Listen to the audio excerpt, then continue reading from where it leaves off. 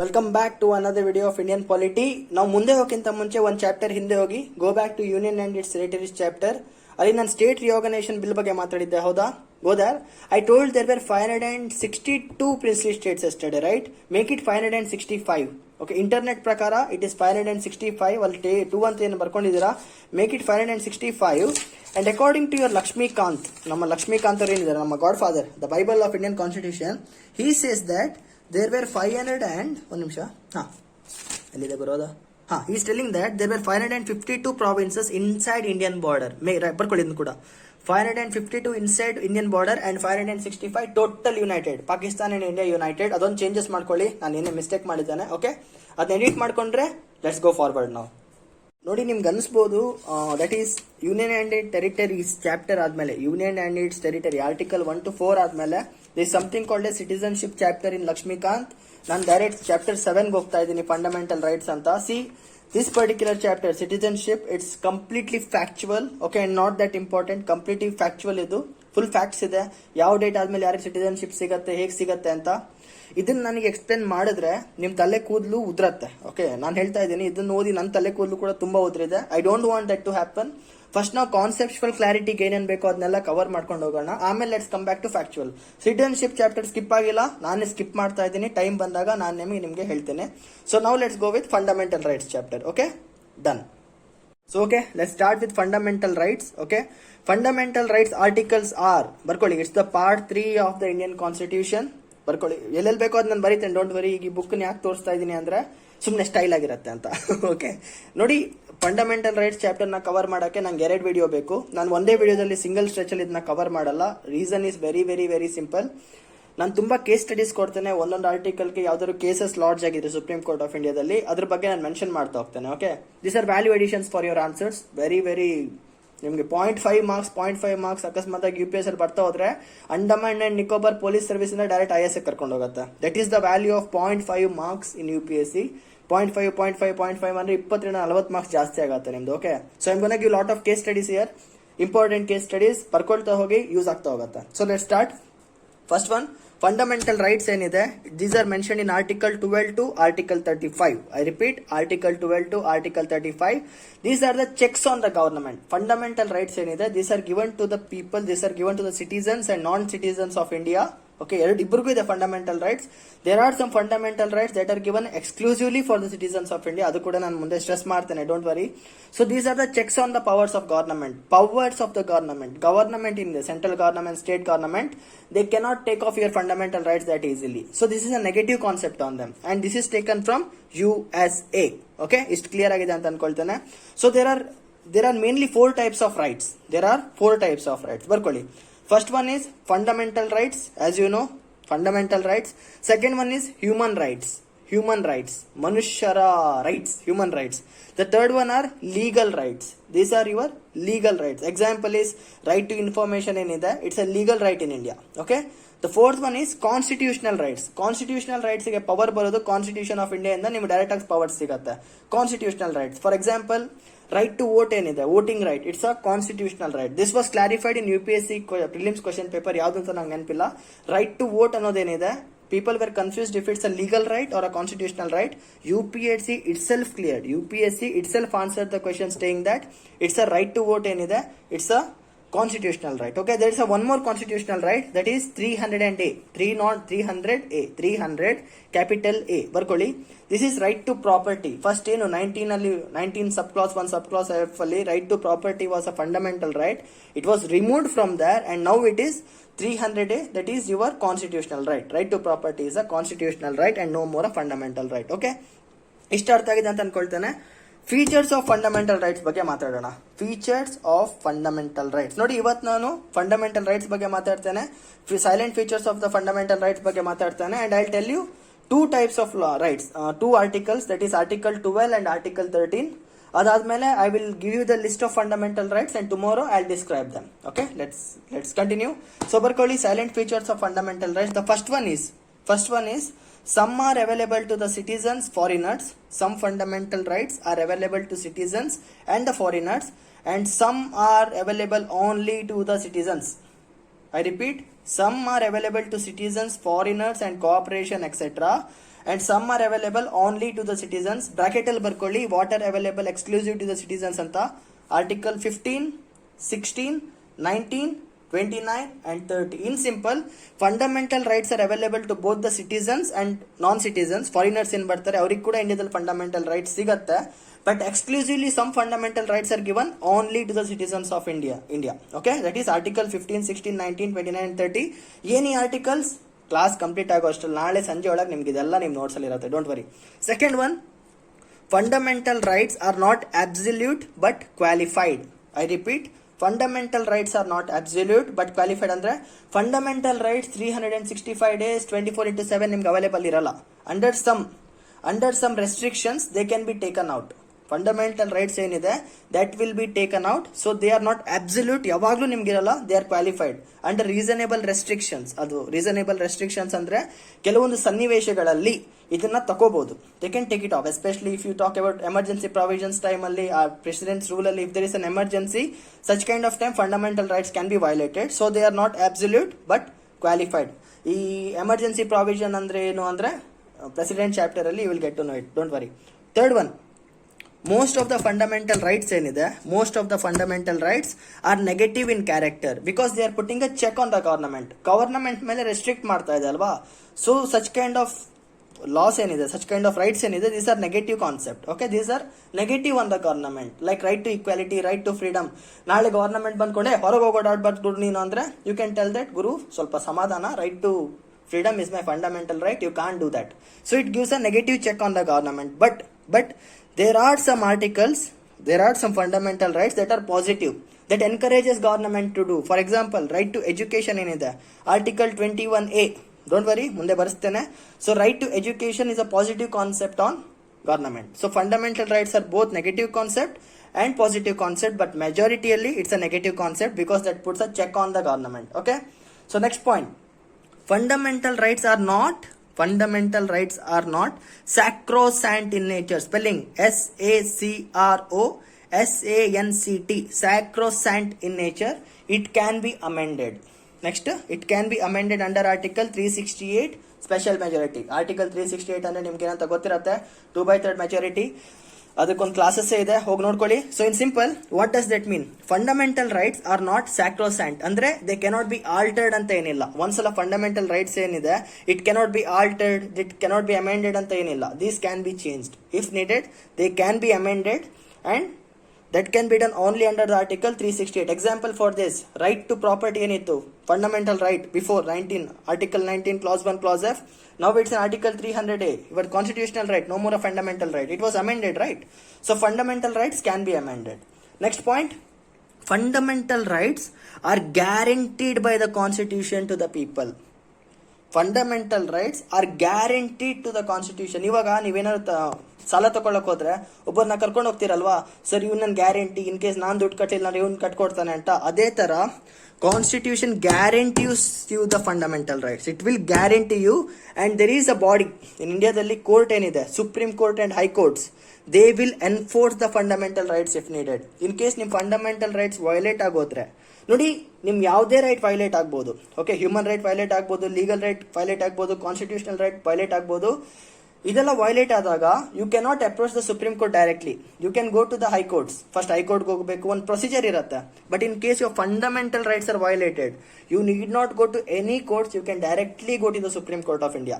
Direct supreme court of ಇಂಡಿಯಾಗೆ ಹೋಗಿ ಹೇಳ್ಬೋದು, sir my fundamental rights are violated, please provide me them. Therefore, Supreme Court of India ಡೆಲ್ಲಿಯಲ್ಲಿ ಏನಿದೆ, it's called as guarantor of the constitution.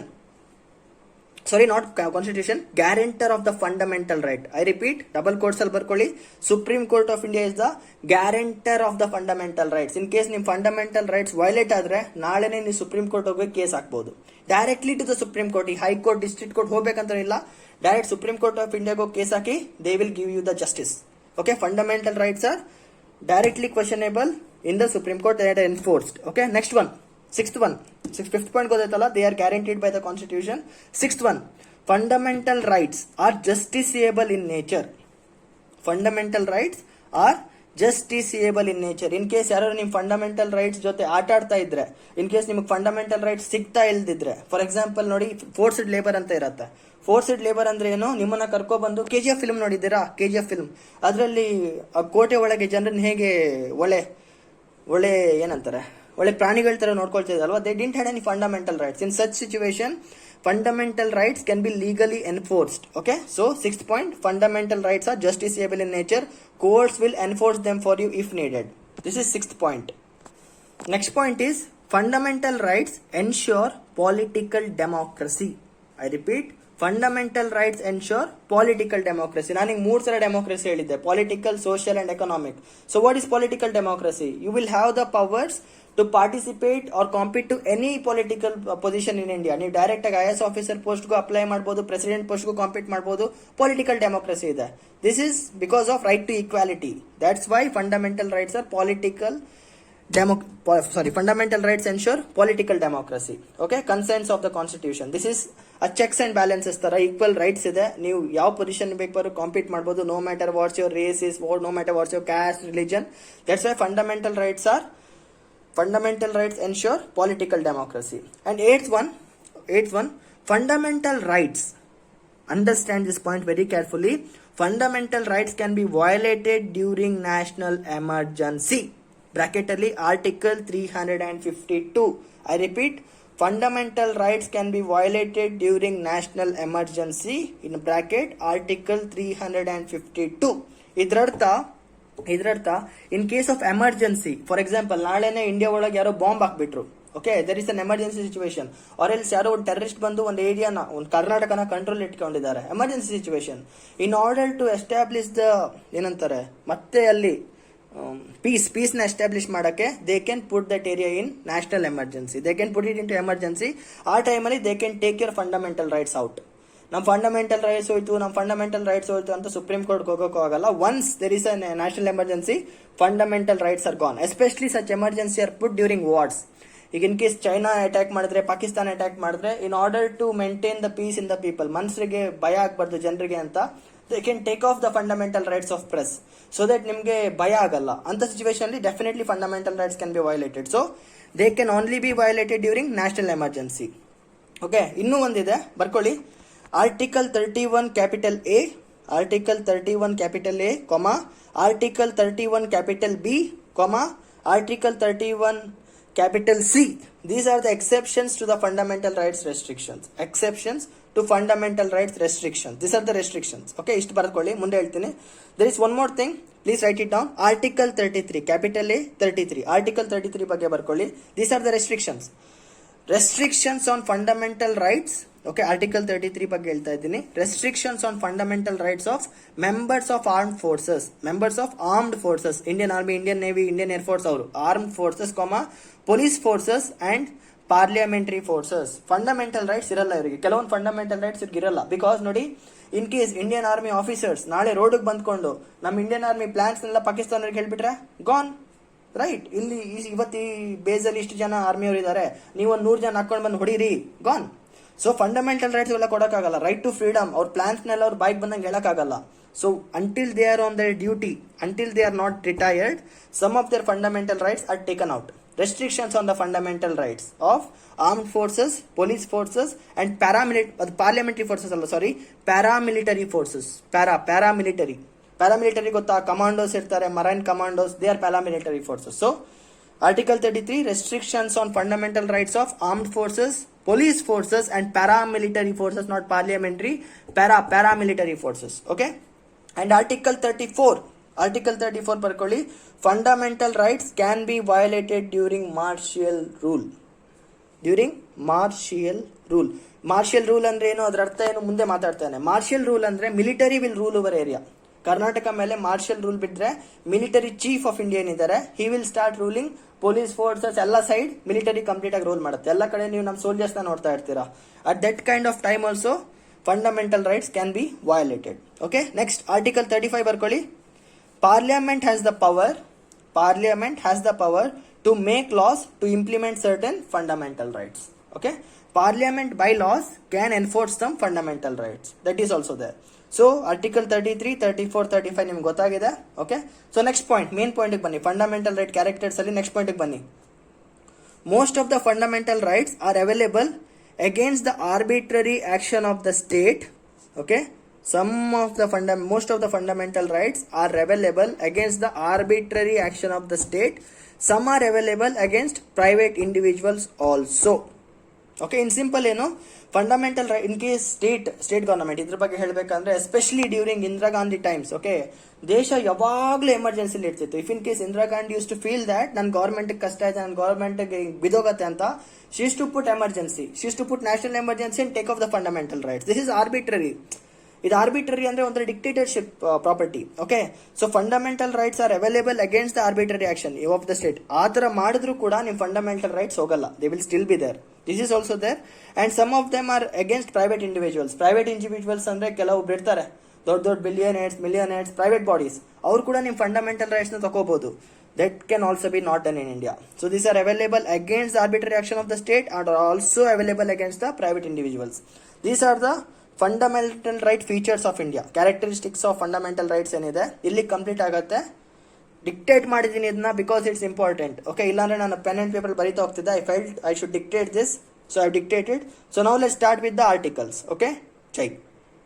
Okay, the first article of fundamental rights is article 12. It gives the definition of the state. ನಾನು ಇಷ್ಟನ್ನ ಏನು India is a state ಅಂತಿದ್ದೆ. So what is a state according to the constitution of India? Okay, a political entity, a political boundary is considered to be a state according to Indian constitution if it includes, first one, if it includes, it should have legislature and executive at union level. Indiaದಲ್ಲಿ ಇದೆಯಾ? Definitely ಇದೆ. ಇಂಡಿಯಾದಲ್ಲಿ legislator union level ಇದೆ, the parliament and executive. President is a part of executive. IAS, IPS, IFS, IRS, all are executive bodies. So we have legislature and executive. And in executive, prime minister, home minister, defense minister, council of ministers, everyone are executive. So in the central level, definitely we have legislature and executive. The first point satisfies. India is a state, another first point, that is we should have legislature and executive at union level, satisfies. So the second point blur ಆಗ್ತಿದೆ. Okay, second point ಏನಿದೆ, legislator and executive at state level. ಈಗ state ಅಂದ್ರೆ Karnataka level ಅಲ್ಲಿ, Andhra Pradesh level ಅಲ್ಲಿ ಅಂತ. Do we have it?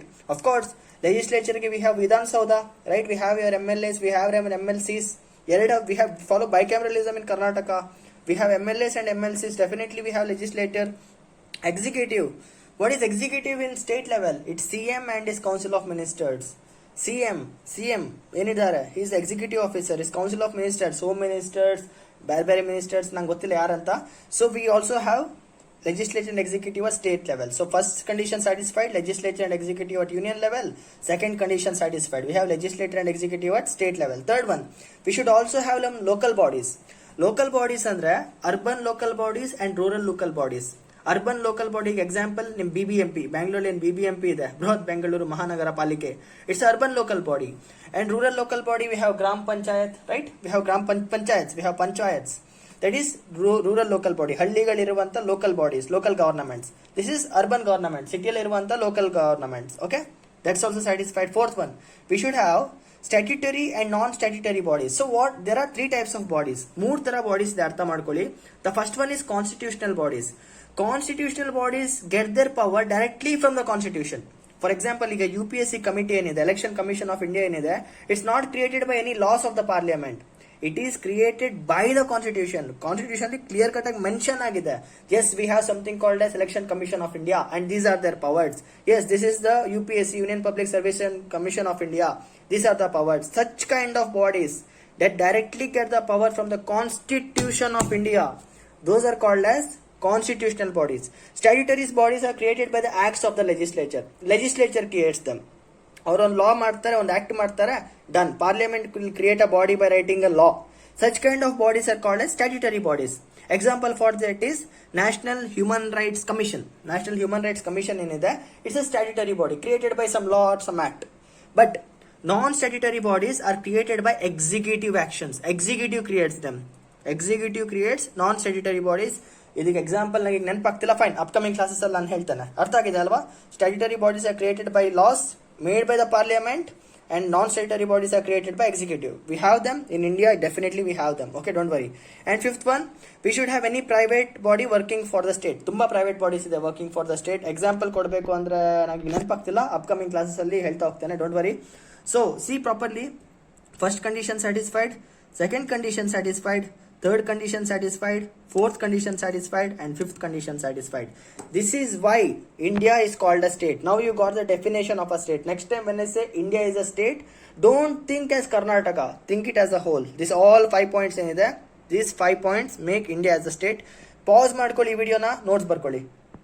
So ಇಷ್ಟು ಅರ್ಥ ಆಗಿದ್ರೆ, there came a question, is judiciary a part of state? ನೋಡಿ, ನಿಮ್ಗೆ ಗೊತ್ತಿರಬೇಕು ಸೆಂಟ್ರಲ್ ಲೆವೆಲಲ್ಲಿ ಸೆಂಟ್ರಲ್ ಲೆಜಿಸ್ಲೇಚರ್ ಅಂಡ್ ಎಕ್ಸಿಕ್ಯೂಟಿವ್ ಇದೆ, ಸ್ಟೇಟ್ ಲೆವೆಲಲ್ಲಿ ಕೂಡ ಲೆಜಿಸ್ಲೇಟರ್ ಅಂಡ್ ಎಕ್ಸಿಕ್ಯೂಟಿವ್ ಇದೆ. ಸೆಂಟ್ರಲ್ ಅಂದ್ರೆ ಯೂನಿಯನ್ ಲೆವೆಲ್, ಸ್ಟೇಟ್ ಅಂದ್ರೆ ಕರ್ನಾಟಕ ಲೆವೆಲ್. ಓಕೆ, ಇಲ್ಲಿ ಜುಡಿಷರಿ ಮೆನ್ಷನ್ ಆಗಿಲ್ಲ. ಸಿ, ಇಲ್ಲಿ ಏನ್ ನೋಡ್ತಾ ಇದ್ದೀರಾ, judiciary is not mentioned here. So there was a question, there was some doubts in the people that is judiciary a part of the state? ಈಗ supreme court, high court ಏನಿದೆ, is judiciary a part of the state? So to satisfy this, 3 cases are very important. ಈ cases ಬಗ್ಗೆ ನಾನು deep ಆಗಿ information definitely landmark judgments ಅಲ್ಲಿ ಕೊಡ್ತೇನೆ. ಇವಾಗ case ಹೆಸರು ನೆನ್ಪಿಟ್ಕೊಳ್ಳಿ. First case, Naresh versus state of ಮಹಾರಾಷ್ಟ್ರದಲ್ಲಿ supreme court of India didn't give any clear cut idea that is judiciary a part of the state. It didn't give any clear cut definition. Even in AR Antule case ಏನಿದೆ, ಇಲ್ಲೂ ಕೂಡ ಅದು perfect ಆಗಿ ಒಂದು solution ಕೊಡಕ್ ಆಗಲಿಲ್ಲ. is it a state or not a part of state ಅಂತ. Okay, they told that if in case we have to consider this as state, we have to reverse the judgment given in Naresh versus state of Maharashtra ಅಂತ ಹೇಳ್ತು. It was confused. Even Supreme Court of India was itself confused that is it a part of a state or not. And finally it was clarified, it was settled in Riju Prasad Sharma versus Assam in 2015 case. Riju Prasad Sharma versus Assam. ಇಲ್ಲಿ ಏನು ಹೇಳ್ತು ಅಂದ್ರೆ supreme court, supreme court has 2 functions. Supreme Court or judiciary. Okay, judiciary has 2 functions. The first one is judicial functions. Judicial ಅಂದ್ರೆ judgment ಕೊಡುವಂತ ಒಂದು function ಇರುತ್ತೆ, ನ್ಯಾಯ ಕೊಡುವಂತ ಒಂದು ಫಂಕ್ಷನ್ ಇರುತ್ತೆ. ಸೆಕೆಂಡ್ ಒನ್ ಅಡ್ಮಿನಿಸ್ಟ್ರೇಟಿವ್ ಫಂಕ್ಷನ್ಸ್ ಇರುತ್ತೆ. Administrative functions, take this down. So judicial function ಅಂದ್ರೆ ಏನು, ಜಡ್ಜ್ಮೆಂಟ್ ಕೊಡೋದೇನಿರುತ್ತೆ, ಆ ಟೈಮಲ್ಲಿ it can also give judgements against union of India. It can also give judgements against union of India, state of India ಕೂಡ ಅದು against ಆಗಿ judgment ಕೊಡ್ಬೋದು. ಅಂತ ಟೈಮಲ್ಲಿ this will not be a part of state. Judiciary will not be a part of state during judicial work. ಯಾವಾಗ ಇದು judiciary ಏನಿದೆ ತನ್ನ ಜಡ್ಜ್ಮೆಂಟ್ಸ್ ನ ಕೊಡುತ್ತೆ, at that particular point of time judiciary system ಏನಿದೆ, it's not a part of the state. But there are some administrative functions. ಈಗ lawyer ನ appoint ಮಾಡೋದಿರುತ್ತೆ, ಜಡ್ಜಸ್ ನ ಅಪಾಯಿಂಟ್ ಮಾಡೋದಿರುತ್ತೆ, ಸ್ಟಾಫ್ ನ ಅಪಾಯಿಂಟ್ ಮಾಡೋದಿರುತ್ತೆ. ಅರ್ಥ ಆಗ್ತಿದ್ಯಾ? ಅಂತ ಪ್ಲೇಸಸ್ ಅಲ್ಲಿ it becomes a part of state. So judiciary ಏನಿದೆ, it's also a part of state and not a part of state. It's biased, it's balanced. Whenever it has to give the judgments, it's not a part of state. But whenever it has some administrative functions to perform, it becomes a part of state. But during judicial work, it's not a part of state. That's it. So ಈಗ ಅರ್ಥ ಮಾಡ್ಕೊಳ್ಳಿ, judiciary is also a part of the state. Okay, and it cannot violate fundamental rights. That's it. This is Article 12, the definition of the state. State has legislature, it has executive at union level, state level, it has local bodies, it has statutory, non-statutory bodies, it has private bodies, and definitely judiciary ಇದೆ. Judiciary ಏನಿದೆ, it's also a part of state in sometimes and it's not a part of state sometimes. So judiciary perfect ಆಗಿ ಹೇಳಕ್ಕಾಗಲ್ಲ. It's a part of state when during administrative functions and it's not a part of state when during judicial functions. This is Article 12. ಇನ್ಮೇಲೆ ನಾನು ನಿಮಗೆ India is a state ಅಂದ್ರೆ please Karnataka imagine ಮಾಡ್ಕೊಂಡು ಗುರು Karnataka state India country ಅಂತ ಹೇಳ್ಬೇಡಿ. Remember, this is the definition of the state. If all this satisfy, India is a state. That's it. Okay, now let's talk about Article 13. The second article is Article 13, that is doctrine of judicial review. What does Article 13 say? It says that any article that violates the fundamental rights will be declared null and void. That's it. If any law or any part of law is made and it violates the fundamental rights of a citizen, it will be termed null and void. That's it. ಒಂದು ಸಲ fundamental right ನ ಯಾವ್ದಾರ law violate ಮಾಡಿದ್ರೆ ಡಮಾರ್. Simple terms. ಇದಕ್ಕೆ example Golaknath versus state of Punjab case ನಾನು ನಿಮ್ಗೆ ಹೇಳಿದ್ದೇನೆ. They made something called as land reforms act and it violated the fundamental rights of the citizens, especially the right to property. The act was removed. Whereas in 1973, Keshavananda Bharati ಕೇಸಲ್ಲಿ ಏನಂದ್ರು, fundamental rights can be violated, okay, to some extent, only to some extent, and it also said that there is something called as basic structure doctrine. ಒಂದು basic structure ಇದೆ, until and unless it's not violated, it's okay, but once it's violated, we will squash the law. This is what in Article 13, doctrine of judicial review. And there is one more thing, ಈ amendments ಏನಿದೆ, constitutional amendments ಏನಿದೆ, are these also subjected to judicial review? In Keshavananda Bharati case, it clearly stated that yes, even those will be subjected to the judicial review. Okay, even the amendments ಏನಿದೆ, it's also a part of the law, and definitely they can also be put into judicial review. That's it. Okay, judicial review. Article 13 empowers the court for judicial review. Remember one thing, the word judicial review is not mentioned in the constitution. Okay, it's just a feeling. How do Article 13 empowers us to squash the laws that violate the fundamental rights, and definitely only judiciary can do it, right? Legislature and executive have friendship with each other, harmony ಇದೆ. ಇಲ್ಲಿ ನೀವು P M ಆಗಬೇಕಂದ್ರೆ ಇಲ್ಲಿ ನೀವು M P ಆಗಿರಬೇಕು, ಇಲ್ಲಿರೋರು ನಿಮ್ಮ friends, ಇಲ್ಲಿರೋರು ನಿಮ್ಮ friends. Only judiciary is the ultimate, so they have to squash it. So judiciary by judicial review will put an end to that particular law. ಇಷ್ಟು ಅರ್ಥ ಆಗಿದ್ರೆ it's more than half. This is article 13 and article 12. Article 12 talks about the state and article 13 talks about judicial review. ಇದೆರಡು ಅರ್ಥ ಆಗಿದ್ರೆ ನಾವು understand the laws. ನೋಡಿ, there are 4 types of laws. First one is permanent laws made by the parliament and state legislature. First one is permanent laws made by parliament and state legislature. Okay. Second one, temporary laws. These are made by executive operations, executive actions. For example, president ordinance ಏನಿದೆ, it's temporary. It will be there only for 6 months, and then they may be extending it based on the permission of parliament, or they can squash it. It's called as ordinances. It's temporary. Okay, temporary laws. Third one is delegated legislations. These are the additions made to the law. ಈಗ ನೀವು ಹಿಂಗೆ ನಿಂತ್ಕೊಂಡಿದ್ದೀರಾ, ನಿಮಗೆ muscles ಕೊಡೋದೇನಿದೆ, ಮೂಳೆ ಕೊಡೋದೇನಿದೆ, these are delegations. These are delegated legislations, a type of law. And the fourth one is customary sources of law, that is conventions. ಹಳೆ ಕಾಲದಿಂದ ನಡ್ಕೊಂಡು ಬರ್ತಿರುತ್ತೆ ಕೆಲವೊಂದು traditions, ಅದನ್ನ ನೀವು ಸಡನ್ ಆಗಿ ಚೇಂಜ್ ಮಾಡೋಕ್ಕಲ್ಲ. Even though it's not mention in the constitution, you just follow it. These are called as customary sources of law. So there are 4 types of laws: permanent laws, temporary laws, delegated laws, and customary sources of law. That's it. These are the 4 types of laws in India. ಇದು important ಅಲ್ಲ, just ಹೇಳ್ತಾ ಇದ್ದೀನಿ so that you have an idea. So ನಾನು ಅವಾಗ ನಿಮಗೆ ಇದ್ರ ಬಗ್ಗೆ ಹೇಳ್ತಾ ಇದ್ದೆ ಅಲ್ವಾ, bodies, statutory bodies, non statutory bodies, examples ಕೊಡ್ತೀನಿ ಅಂತ ಈಗ ಸಡನ್ ಆಗಿ ನನ್ನ ತಲೆಗೆ ಬಂದ್ಬಿಟ್ಟಿದೆ, ಬರ್ಕೊಳ್ಳಿ. For constitutional bodies, the example is UPSC. Okay, UPSC, National Commission for ST and SCs. Innondu CAG, Controller and Auditor General of India, that is also a constitutional body. Now talking about the statutory bodies, ಬರ್ಕೊಳ್ಳಿ, National Human Rights Commission of India, National Commission for Women, National Commission for Minorities, National Green Tribunal, Armed Forces Tribunal, etc. ಯಾವ್ದು ಬೇಕಾದ್ರೂ ಎರಡು ಬರ್ಕೊಳ್ಳಿ ಸಾಕು, examples ನಿಮ್ಗೆ ನೆನಪಿರೋ ಥರ. Next, what is it? Executive bodies ಅಂದೆ ಅಲ್ವಾ, ಬರ್ಕೊಳ್ಳಿ. ನೀತಿ Aayog is a executive body. Central bureau of investigation, CBI, is a executive body. Okay, now talking about the private bodies, BCCI, cricket, it's a private body. It's working for the nation, but it's not a part of any of the 3 bodies, so that is private body. So these are the 4 types of bodies in India. Okay, ಅರ್ಥ ಆಗಿದೆ ಅಂತ ಅನ್ಕೊಳ್ತೇನೆ. It's more than enough. So next ಈಗ ಬರ್ಕೊಳ್ಳಿ, types of fundamental rights ಬರ್ಕೊಳ್ಳಿ. So first one is right to equality, article 14 to article 18. ಬರ್ಕೊಳ್ಳಿ, I am spelling it out, ನಾನು ಶೀಟಲ್ಲಿ ಬರ್ತಿಲ್ಲ, ಅದಕ್ಕೆ ಹೇಳ್ತಾ ಇದ್ದೀನಿ. ಫಂಡಮೆಂಟಲ್ ರೈಟ್ಸ್ ಅಂತ ಬರ್ಕೊಳ್ಳಿ. The first fundamental right is right to equality, article 14 to article 18. Second one, right to freedom, article 19 to article 22, 19 to 22, right to freedom. Third one, right against exploitation, article 23 and article 24, right to freedom of religion, article 25 to 28, right to freedom of religion, article 25 to 28. This is the article that squashes the idea of one nation one religion concept. ನಮ್ಮ complete ದೇಶನ ಹಿಂದೂ ರಾಜ್ಯ ಮಾಡ್ತೀವಿ, ನಮ್ಮ complete ದೇಶನ ಸಿಖ್ ರಾಜ್ಯ ಮಾಡ್ತೀವಿ, ನಮ್ಮ complete ದೇಶನ ಮುಸ್ಲಿಂ ರಾಜ್ಯ ಮಾಡ್ತೀವಿ ಅಂದರೆ this particular right to freedom will squash it. That is Right to freedom of religion, Article 25 to 28. Next, rights of minorities. Rights of minorities, Article 29 and 30. Okay, the sixth one, right to constitutional remedies, Article 32.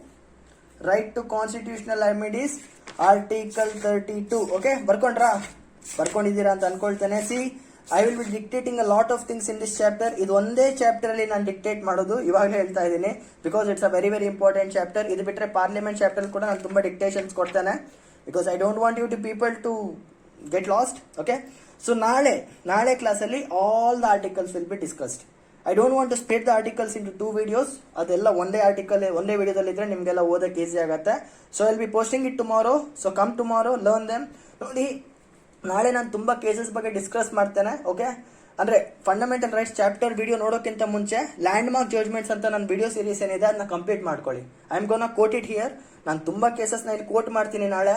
So in case ನಿಮ್ಗೆ ಕೇಸೇ ಗೊತ್ತಿಲ್ಲ ಅಂದ್ರೆ judgment ಇಟ್ಕೊಂಡು ಏನ್ ಮಾಡ್ತೀರಾ, ಹೌದಾ?